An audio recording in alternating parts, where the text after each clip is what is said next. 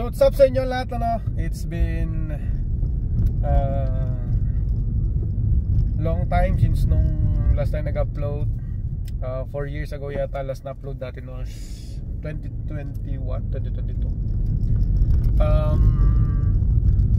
So basically 4 years na rin yung videos natin. Magbibigay lang tayo ng ilang reviews. Kamusta siya after 4 years, no?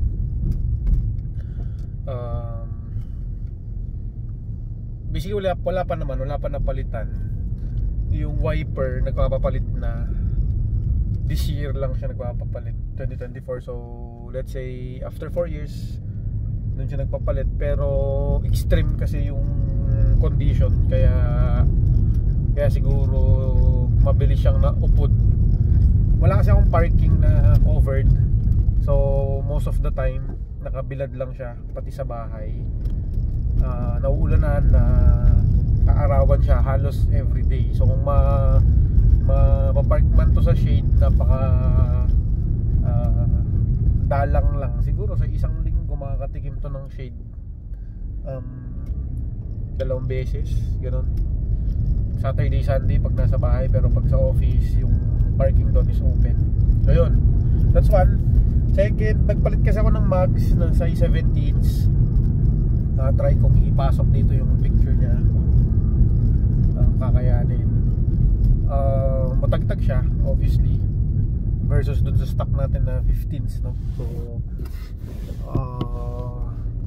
comfortable yung yung size 15. So perfect yung ang masasabi ko lang, no, perfect talaga yung pagkaka-engineer ng size ng gulong, yung pati goma dito sa Vios, dahil komportable siya, malayo komportable.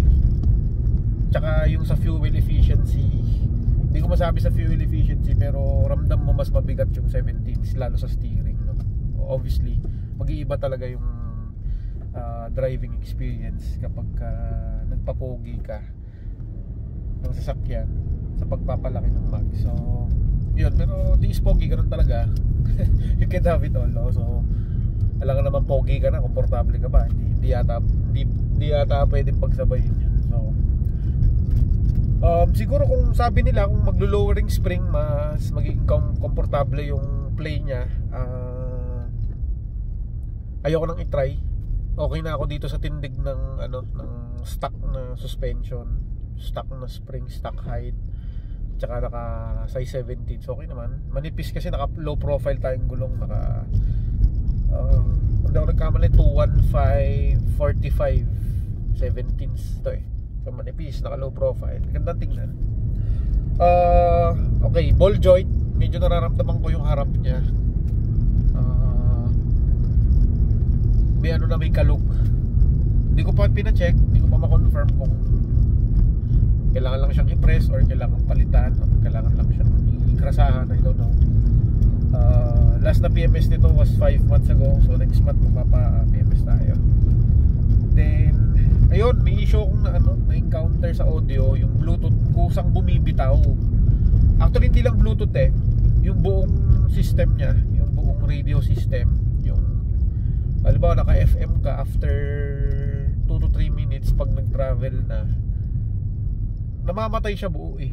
So kailangan mong i-reset, patayin ulit si audio, on mo para magamit mo. So hindi siya okay. So yun, ano pa ba? Ano pa yung nasiraan ako ng side mirror sa driver side, nabangga siya probably, tapos yung pinaka patigas niya nasira. So umaano siya, no? Hindi na siya solid, no? Hindi naman siya natutupi pag nagbabiyahe kahit sa high speed. Yun lang, pagka ito i-fold mo, wala na yung joint niya. Tapos nagpalagay ako ng subwoofers, naglagay ako ng tweeters, in effect hindi ko masagad yung volume, hanggang 45 lang kasi ang max nito is 60, di ba? So at 45, yun yung pinaka safe niya, yun yung parang may nagtitrip siya pag more than that, namamatay yung buong sound system. So hanggang 45 lang ako. Pero recently napansin ko nga yun, kahit mahina lang siya, kahit FM lang yung gamit mo, mamatay siya after 2 to 3 minutes. Ano pa, tingin ko nagpapalinis yung aircon nito. Hindi dahil hindi na siya lumalamig, pero ramdam ko lang malamig naman siya, kaso sa tingin ko nagpapalinis siya. At 4 years, kasi sa manual 2 years pa lang nagpapalinis na to eh. Hindi ko lang sinunod.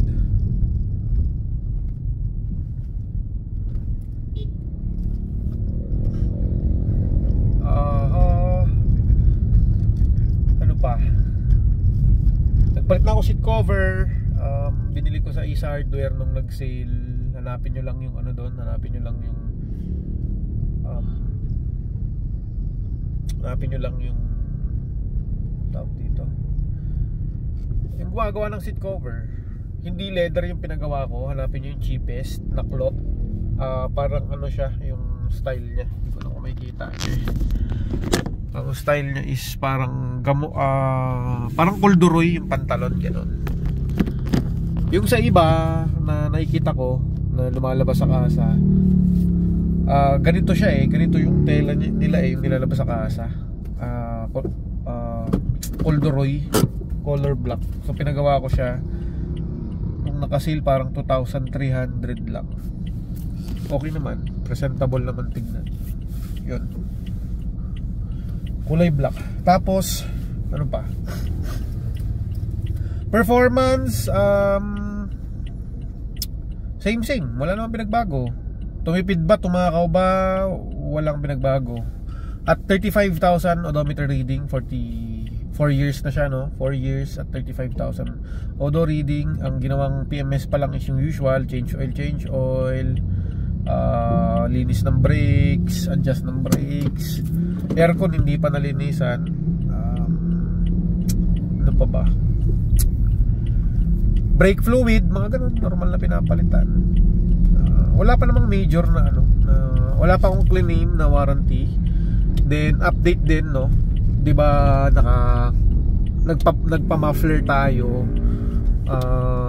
expecting na hindi ma-void ang warranty. So pagpasok sa kasa, yun nga, probably daw na ma-void yung warranty ng engine dahil dun sa ginawa nating modification, no? So hindi naman, wala naman tayo na encounter, luckily. Pero binalik ko na rin sa stock. So binalik ko na yung stock resonator, pati yung stock na tip, yung muffler natin. Tahimik na tayo, hindi na tayo maingay sa daan, hindi na tayo racing tunog.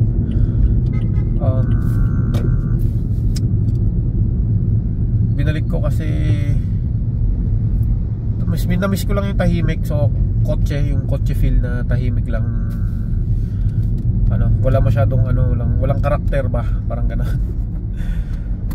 Okay naman. Pagka naisipan ko ulit, babalik ko ulit. Gano'n lang naman, malapit lang naman shop dito sa amin. Then busina, nagpalit tayo ng busina. Yung stock natin at tinabilang natin. 2 beses na ako actually nagpalit ng busina. Wala naman, okay naman. Sinundan ko lang, ako lang naglagay, DIY ko lang, no? Sinundan ko lang YouTube University, yung diagram ng relay, busina, yung high-low siya eh. Nakaano ko ngayon, Pia horn na binili ko sa Blade, pero nahihinaan ako, para siyang para siyang nagtitinda. Hindi siya astig.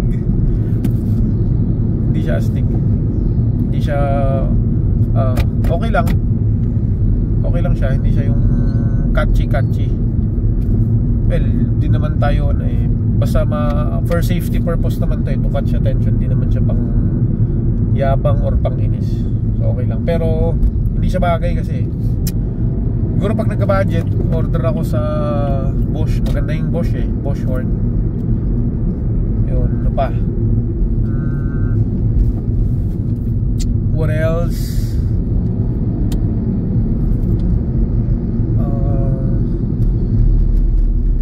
Bangga, wala pa naman akong major major na ano, gas-gas, mga minor sa parking, ganun, na isasagi yung bumper.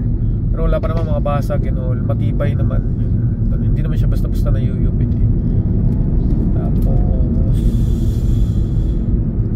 Tapos itong nakita nyo naman na ito before. So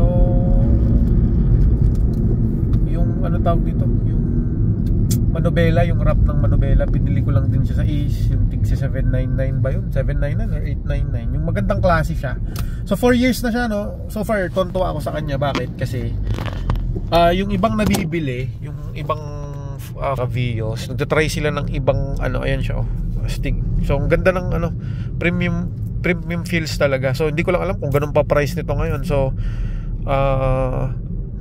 sulit siya eh sa 900. Yung iba kasi mga tig 500 below, nagbabakbak ganun. Hindi ko alam bakit.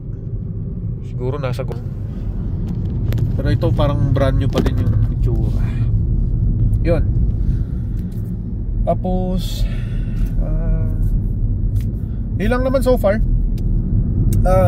Probably magre-regular update tayo dito, no? So yun yung review natin siya sa 4 years niya sa akin. Yung next siguro na i-upload ko yung mga nagustuhan ko dito sa sasakyan na to sa loob ng 4 years. At least experience na natin, no? Sa mga, para to sa mga nagbabalak bumili ng second hand, no? So yung budget nyo is pang second hand na Vios, like 2020 model pataas, yung mga 21, 22. So halos same lang yung mga yan eh. Nag-iba lang naman nung 2019 pababa yung itsura, pero so far parehas lang. So sa next na ano na video magbigay siguro tayo. So sa ngayon yun lang. So far so good.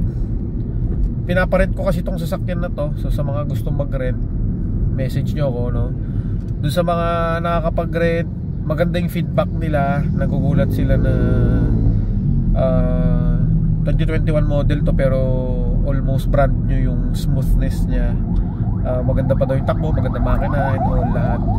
So wala namang special akong ginagawa, basta ano lang, regular change oil lang kasi brand new, bago naman eh. Regular change oil. Yung aircon lang medyo na compromise dahil dapat nung ano 2023 pa siya yung suggested ng manual, pero hindi ko pa siya pinapagalaw. Bukod doon, so far so good. Ano ako, very satisfied naman ako sa sasakyan na to. So Toyota is Toyota, wala naman ng debate to eh.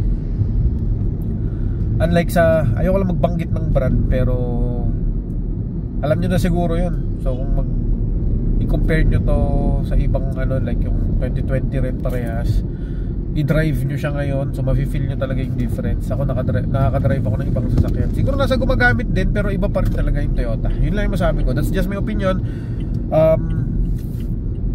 We may have different experience, no? So yun yung sa akin. So kung ibebenta ko to someday, ipapakita ko lang yung video na to. At least maano natin, show proof natin na naalaga natin sa sasakyan natin.